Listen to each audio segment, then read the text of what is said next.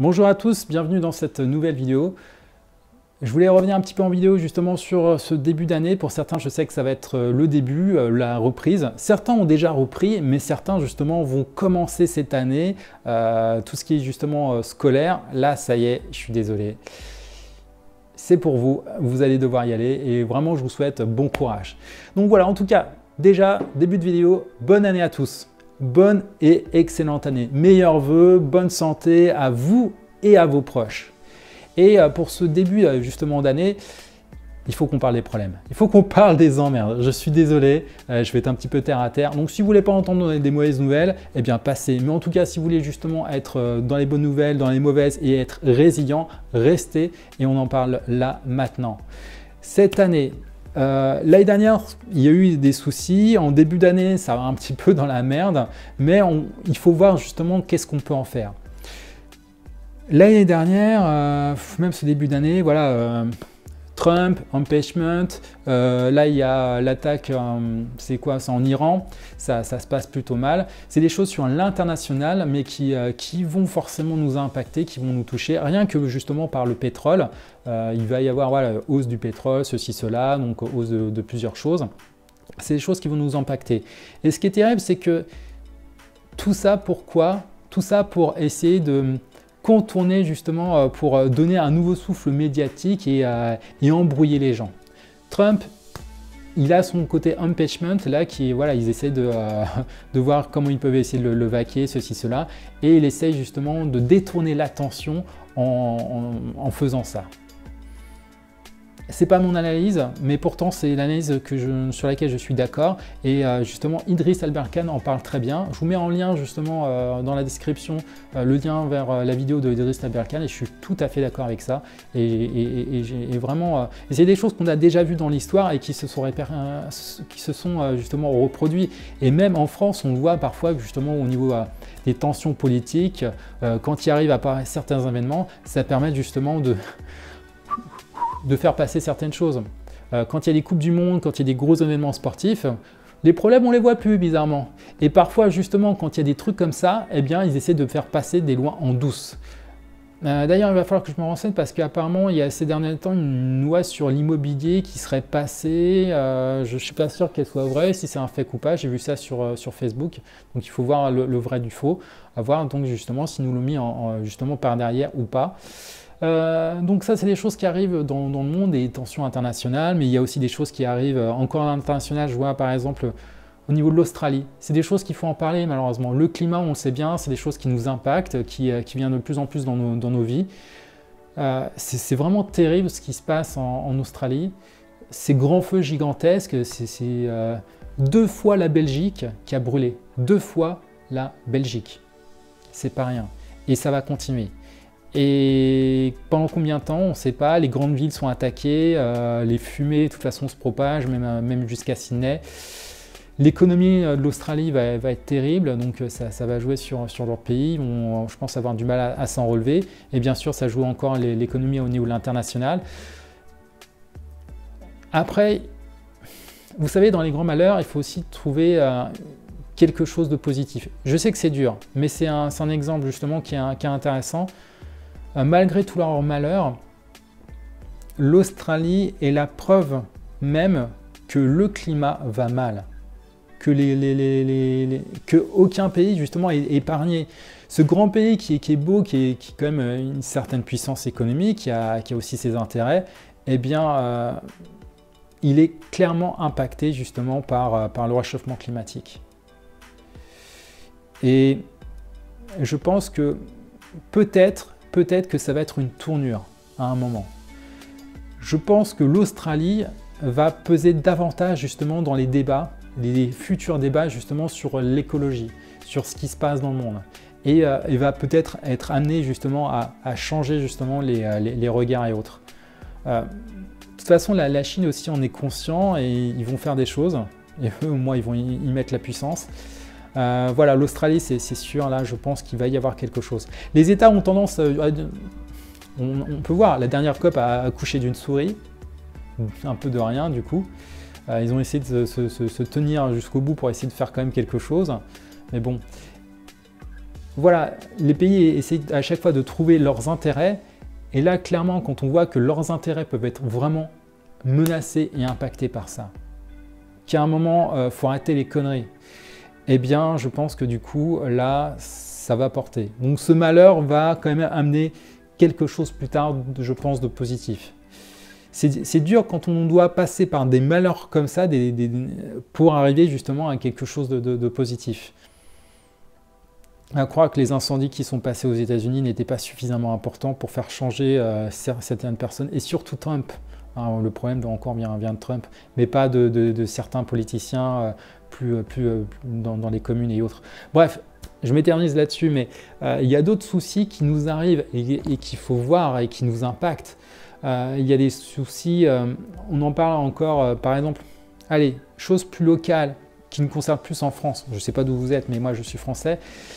Et là, il y a eu des attaques au couteau, ou ceci ou cela, il y a des choses qui sont passées, et notamment à Metz. Il y a peu de temps, j'étais à Metz, j'ai des amis qui sont sur Metz, voilà, et que la personne a été neutralisée, tant mieux.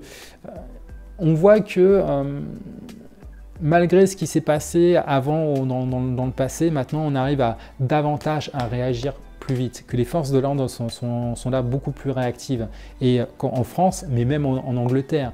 Et il y a des gens, voilà, qui ont essayé de faire en sorte de réagir face à ces menaces. Donc dans nos malheurs, au final, on a réussi à avoir une sécurité plus importante et à ce que justement les gens interviennent plus rapidement. On est devenu plus fort aussi par rapport à ça. Les choses qui se passent, on peut en trouver quelque chose de bénéfique. Malheureusement, dans ces douleurs, dans ces problèmes, eh bien, on peut arriver à trouver justement de la force. Je vois ma tante, elle a failli mourir, une de mes tantes, ma tante du côté de ma mère, la sœur de ma mère, elle a failli mourir l'année dernière. Et elle va mieux. Là, de nouveau ça va et tout. Je l'ai vu hier, non, je l'ai vu aujourd'hui. Je n'ai pas été la voir hier, j'ai été la voir aujourd'hui encore à l'hôpital. Je m'occupe de son chat qui fait sa vie. Là, il était là, puis il est parti par là. Là, il est en train de manger. Je ne sais pas si vous voyez à l'image. Bref, il fait sa vie. Mais comme quoi, même dans les malheurs, il y a des fois, il y a des choses qui peuvent bien tourner et qui au final justement arrivent à se redresser. Il ne faut pas oublier ça, c'est qu'on a un pouvoir de résilience. Et j'ai fait une vidéo sur la résilience, n'hésitez pas à aller la regarder. On est capable justement de revenir plus fort, de grandir. Mais vous voyez, ce que je veux dire, c'est que par des choses qui nous arrivent de manière internationale, il y a des choses qui nous dépassent. Mais on peut aussi agir de manière locale et rien qu'avec nos proches, s'occuper d'eux. Juste un moment après avoir été voir ma tante, je suis passé à la pharmacie, je commence à être malade, d'où l'écharpe. Je revenais chez moi, au feu, je voyais un couple qui était en train de passer, je regarde le feu, et là tout d'un coup le mec il était à terre. Il était à terre, il était tombé, je ne sais pas ce qui lui est arrivé, donc warning tout de suite, je suis sorti de ma voiture, j'ai essayé de voir ce que je pouvais faire. Il était en plein sur la rue, donc j'étais emmerdé. Je ne m'y connais pas du tout au niveau des soins, des secours ou quoi que ce soit. Et je me suis dit, il faut que je fasse quelque chose. Est-ce que je ne peux pas le laisser comme ça en plein sur la rue et autres? Donc voilà, j'ai essayé de le porter au niveau du cou comme je pouvais. Je sais qu'il faut faire extrêmement attention à la tête au niveau du cou. J'ai essayé de le tirer comme je pouvais sur le bas-côté. Et puis, il y a des gens qui étaient là aussi et qui ont appelé les pompiers. Mais vous voyez qu'il ne faut pas être passif devant ce qui se passe. Il faut agir justement. On n'est pas passif. On a d'une manière ou d'une autre une capacité à impacter les choses. Donc tout ce qui est au niveau là en France, on a des grosses manifestations par rapport à la loi des retraites. On a aussi bien sûr les gilets jaunes. Et quoi qu'on en dise, les gilets jaunes c'est pas fini et ils vont continuer. Voilà, on a un moyen, à un moment, de toute façon, malgré parfois la sourdité de nos politiciens et autres, de pouvoir faire bouger les choses.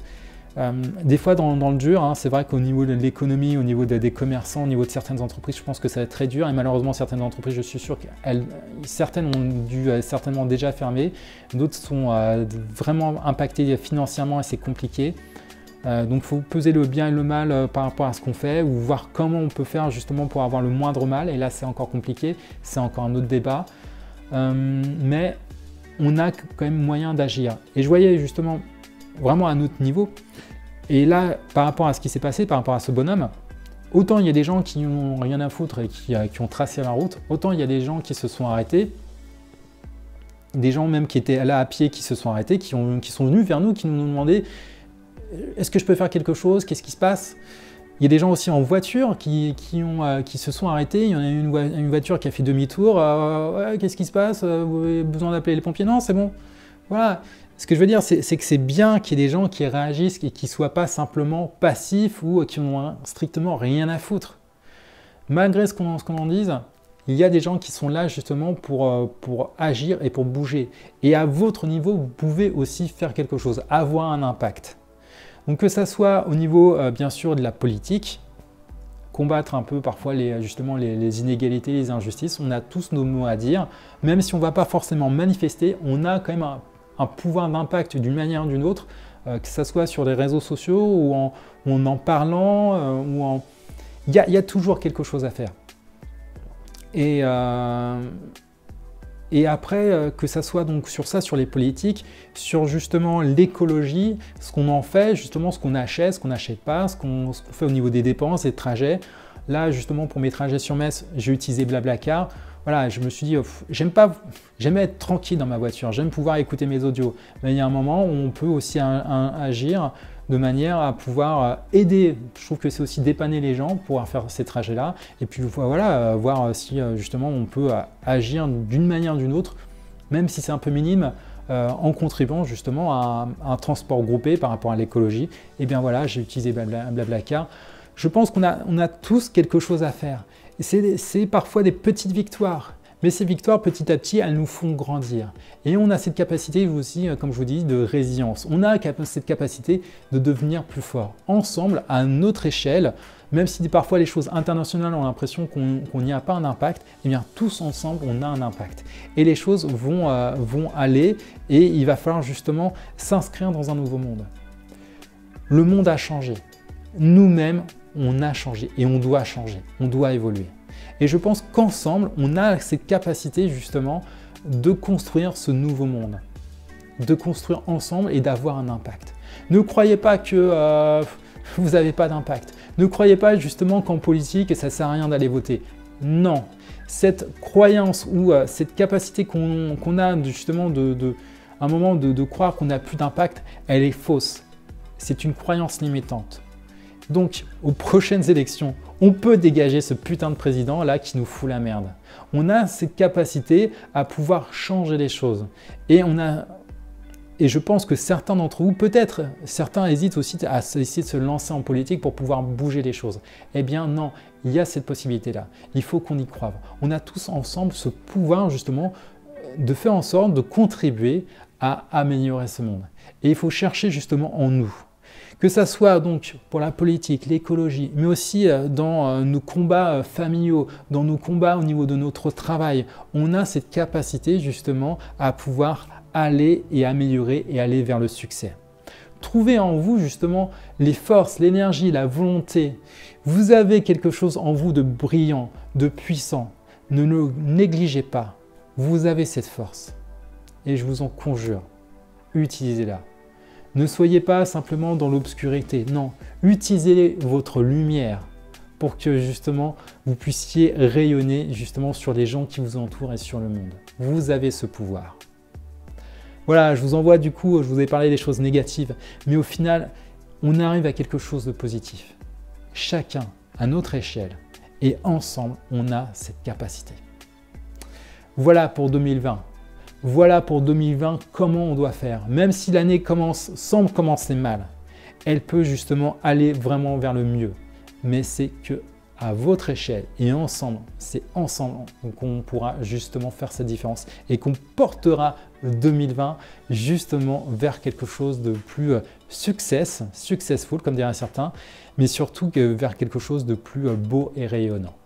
Voilà, je crois que j'ai fait un peu le tour, j'ai un peu blablaté, je me suis un peu redit. C'est pas grave, il fallait que tout ça sorte. Voilà, tout simplement. Eh bien voilà, je peux juste vous souhaiter bonne année, bon succès, bonne santé. Vraiment, la santé c'est très important. Et puis on se retrouve la semaine prochaine pour une nouvelle vidéo. Salut!